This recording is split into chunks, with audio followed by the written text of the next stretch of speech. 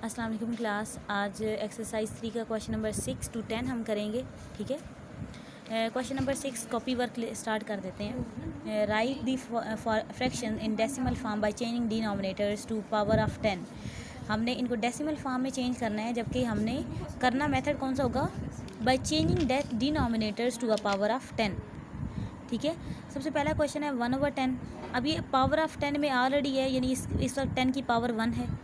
ठीक है, या पावर की फॉर्म में अगर देखें, या 10 के मल्टीपल में। पावर ऑफ 10 का मतलब ये भी होता है कि 10 के मल्टीपल में वो नंबर आए, जैसे 10 आए, 100 आए, 1000 आए। ठीक है, इसके अलावा 10,000 आ सकता है। इसके अलावा जो 10 के मल्टीपल 10 2 20 30 वो नहीं लेने, सिर्फ 10, 100, 1000 या 10,000। ठीक है, जब 1/10 है, ऑलरेडी 10 है डिनोमिनेटर में, तो ये सिंपली ज़ीरो है, और या एक ज़ीरो और यहाँ डिजिट भी एक है। इट्स मीन उसी 1 के पीछे पॉइंट चला जाएगा। और पॉइंट के पीछे हमें कोई नंबर तो लगाना था ना, ताकि वो नंबर पढ़ने में इजी हो, तो हम इसको 0 पॉइंट कर देंगे, 0.1।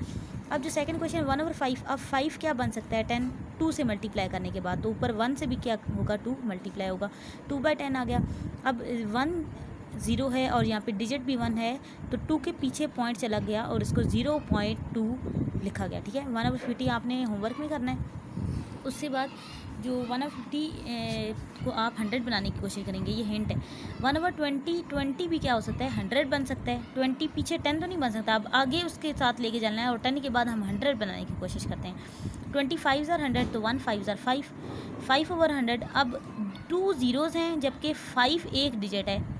अब 5 के पीछे सेकंड डिजिट होगा, फिर उसके पीछे पॉइंट लगाया जाएगा, तो सेकंड डिजिट हम 0 लगा के उसके पीछे पॉइंट भेज देंगे, तो इसको लिखेंगे 0.05। ठीक है, नेक्स्ट जो आपका फिफ्थ पार्ट है, ये होमवर्क में है। 6 पार्ट 1/40 है। 40 को हम 1000 बना सकते हैं, क्योंकि 40 2 ज़ार 80, 40 3 ज़ार 120, 100 से जंप कर जाता है, तो हम नेक्स्ट इसको 1000 बनाएंगे। किससे मल्टीप्लाई करके, 25 से, तो 1 को भी 25 से मल्टीप्लाई किया, 25/1000। अब 1000 में 3 ज़ीरो है। नंबर 7 पार्ट में 3/4 है। अब 4 जो है वो 100 बन सकता है। 4 25 से मल्टीप्लाई होके 100 बनता है, तो 3 को भी 25 से मल्टीप्लाई किया, 75/100। अब देखिए यहाँ 2 ज़ीरोज़ हैं और डिजिट भी 75 के 2 ही हैं। इन दोनों डिजिट्स की, यानी अब हमें इस क्वेश्चन की तरह किसी ज़ीरो की ज़रूरत नहीं है। जैसे हमने 0.05 किया था कि एक डिजिट कम पड़ गया, तो हमने 0 लगाया था, ताकि 2 डिजिट्स के पीछे 0 को पॉइंट को मूव करे। यहाँ ऑलरेडी 2 डिजिट हैं, तो 75 के पीछे ही पॉइंट मूव हो जाएगा, 0.75 अब इसको पढ़ा जाएगा। 2/5 को हम क्या बनाते हैं, 10 2 2 ज़ार 4, 5 2 ज़ार 10, 4/10, तो ये 0.4 लिखा गया। क्वेश्चन नंबर 7 में express the following rational numbers as decimal by division. हमने डिवीजन करके इनको डेसिमल बनाना है। 2/5 जो नोमिनेटर होता है हमेशा डिविडेंड बनता है, और 5 जो डिनोमिनेटर होता है वो डिवाइज़र बनता है। अब 2 था और 5/8 था, 2 छोटा था, तो 0 पॉइंट लगा के, यानी पॉइंट लगा के हमने 0 बना के इसको 20 कर दिया। 5 4 ज़ार 20, रिमाइंडर माइनस करने के बाद क्या आया, 0। अब ये जो आंसर हमारा होता है वो होता है कोशंट, तो कोशंट आ गया 0.4, ये हमें डेसिमल में उसका आंसर मिल गया। नेक्स्ट 2 3 4 5 6 डिवाइड करने वाली क्वेश्चन है, ये आप लोग खुद करेंगे। मैं नंबर 6 आपको करवा रही हूँ, -18/125। अगर आपको नेगेटिव में नोमिनेटर दिया हुआ है ना, नो इशू, आप इसको सिर्फ 18 ही लिखेंगे और 125 डिवाइज़र बनाएंगे। अब 18 अंदर छोटा हो गया, 125 बड़ा है, तो पॉइंट लगा के 0 बना के इसको 180 बना दिया।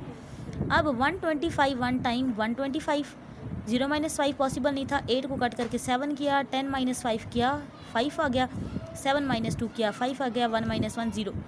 अब ये 55 है, फिर 125 से छोटा, पॉइंट से फिर 0 बनाया, 550 बना के 125 4 ज़ार 500, 0 - 0 0, 5 - 0 5।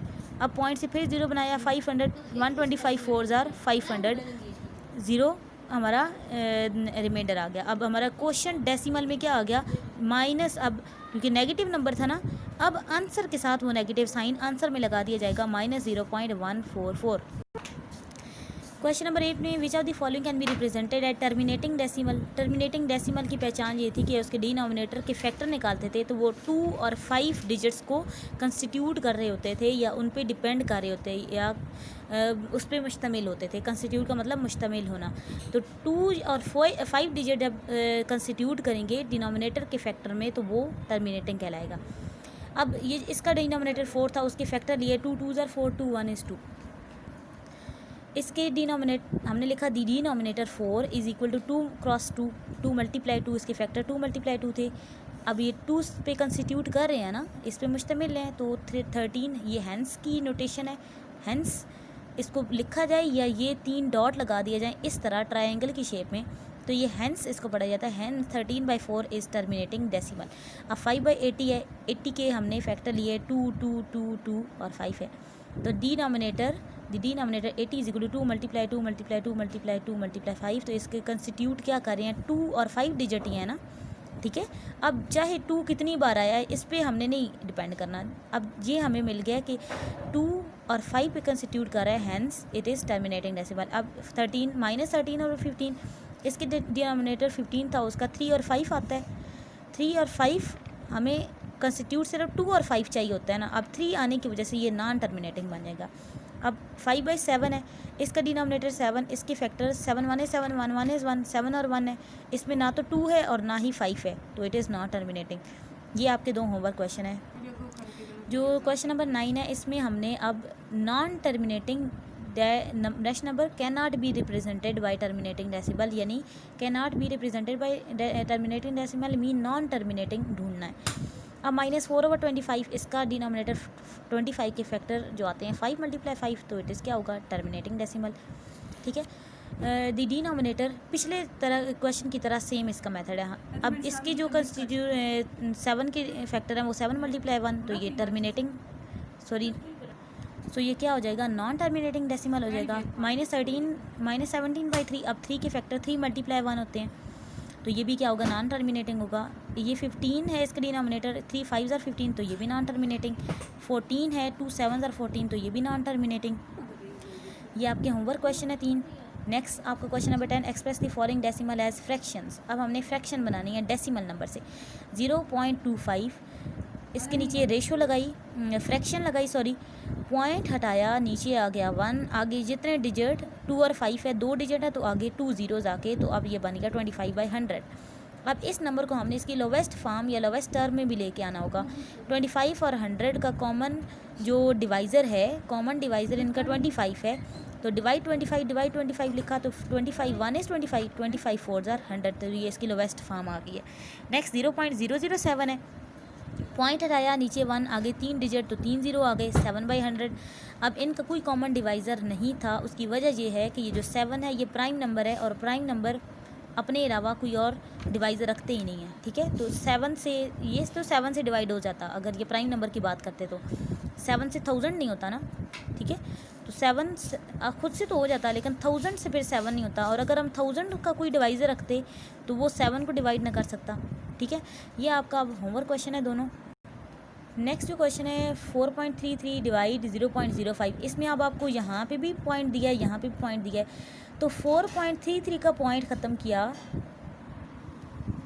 4.33 का पॉइंट ख़त्म किया, तो 100 आ गया। इसको साइड पे करके लिख लेंगे, ठीक है।